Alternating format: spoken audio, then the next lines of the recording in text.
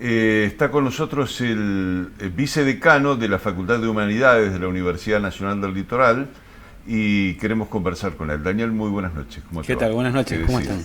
Bueno, tu especialidad es, en todo caso, ciencias políticas, ¿no? Así es, yo soy graduado en Ciencia Política, y actualmente también docente, investigador en la Facultad de Humanidades y Ciencias, de la cual también soy vicedecano, en la carrera de Ciencia Política, que es una carrera que en nuestra universidad, la Universidad Nacional del Litoral y la facultad tiene 10-12 años de creación. Es una carrera recientemente creada, una de las últimas carreras universitarias de grado que se crean, y de la cual ya tenemos más de 100 graduados y graduadas, la mayoría de ellos insertos en el medio, aquí en Santa Fe y la región, ¿no? Vos sabés que uno en todo caso cuando dice hay un político en todo caso tiene la experiencia de tal vez su militancia, más allá de su militancia, su integración a ámbitos de decisión, por otro lado, y por el otro lado está el tema de estudiar. Entonces, ahí podés llegar a decir que con todos esos componentes alguien es un dirigente político. Yo lo que veo hoy es que hay faltantes de distintas cosas. A algunos les falta militancia, a otros les falta haber tomado decisiones y a otros muchos les falta formación, que en definitiva es la formación política integral que necesita cualquiera para ser candidato. ¿Cuál es tu punto de vista respecto de ese análisis con los 5 candidatos a presidente que tenemos hoy en la Argentina? Bueno, primero hacer como una breve distinción, digamos, la ciencia política es una disciplina dentro de las ciencias sociales que tiene como su objeto de estudio la política. Eso no quiere decir que tenga que ser una cualidad de algún ciudadano o ciudadana que quisiera ser candidato a un cargo elegible en Argentina o en cualquier lugar, ¿no? La Constitución Nacional define qué requisitos debe tener un ciudadano o una ciudadana para poder postularse a una elección en cualquier nivel de gobierno para acceder a un cargo ejecutivo, un cargo legislativo y demás. En el caso de, me preguntaste por los 5 candidatos o candidatas que tenemos hoy, 2 candidatas y 3 candidatos a presidente. Claramente hay heterogeneidad ahí, hay heterogeneidad en cuanto a carreras políticas, ¿no? Tenemos algunos de ellos que tienen trayectorias en partidos políticos consolidados y de larga data, podríamos decir de los 5 candidatos, 4 de ellos lo tienen, tanto Miriam Bregman en el Frente de Izquierda, Schiaretti en el peronismo cordobés, Massa en diferentes variantes del peronismo y de la UCD en su momento, y Patricia Bullrich también pasó por el peronismo, por el PRO y hoy en Juntos por el Cambio. Es decir, uno podría decir antecedentes en la práctica política dentro de una institución política partidaria, con partidos políticos que lo respaldan por detrás, lo tienen. Uno de ellos, que es Javier Milei, es el que menos antecedentes tendría desde el punto de vista de una carrera o trayectoria en el interior de una organización político-partidaria.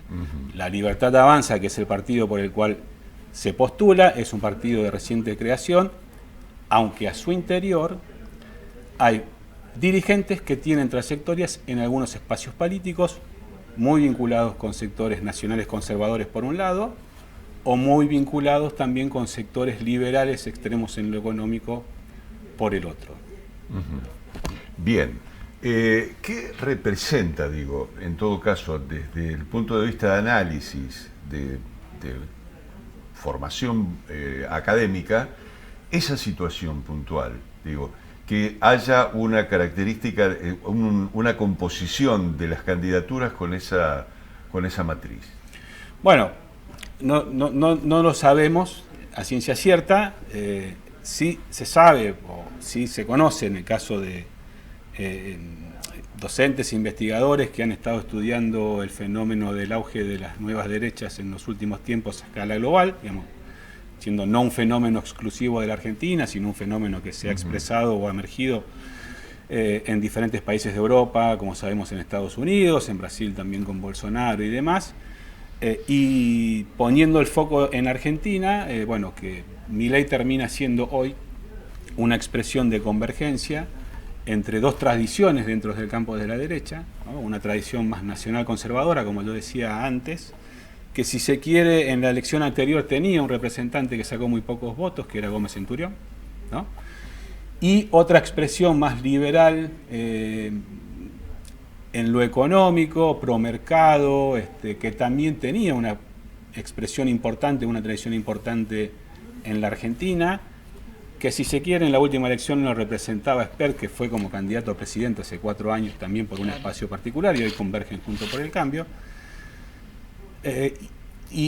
Un poco esas dos expresiones de las derechas hoy convergen en torno a la figura de Milei. No es casual que Milei hoy tenga como candidata a vicepresidente una figura que viene de una de esas tradiciones, más de la tradición nacional conservadora si se quiere, y que sabemos públicamente lo que ha expresado, lo que ha defendido y lo que ha reivindicado en los últimos tiempos.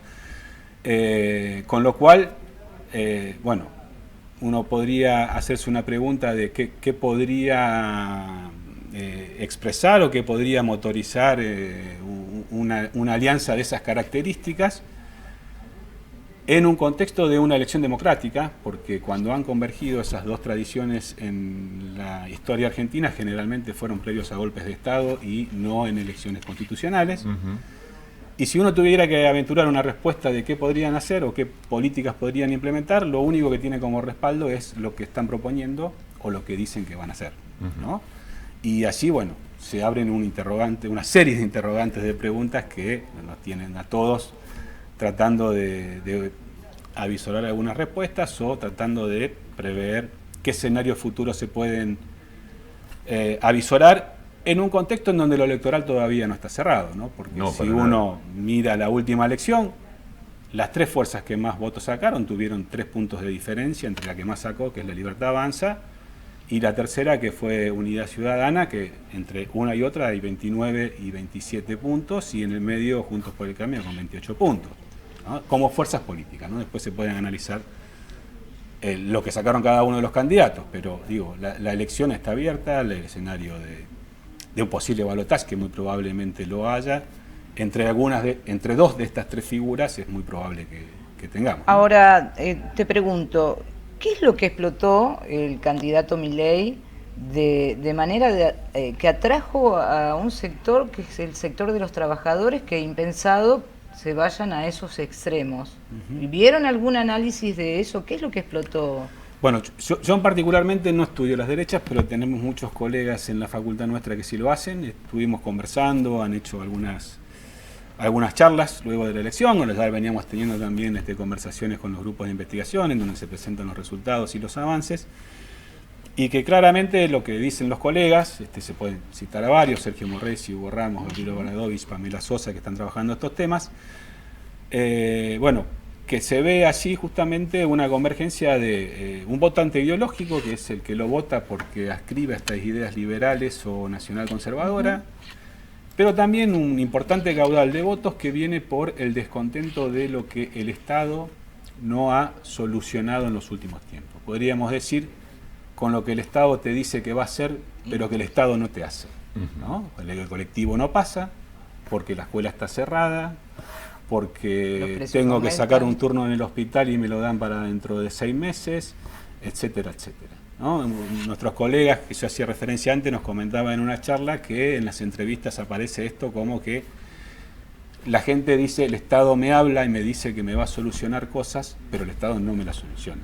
Bien. Entonces hay un descontento que va también por ese lado, ¿no? Te pregunto, en ese marco y en todo caso en una situación quizás de despolitización de la sociedad, ¿qué representa el debate como una alternativa para ayudar a resolver un buen camino en la Argentina?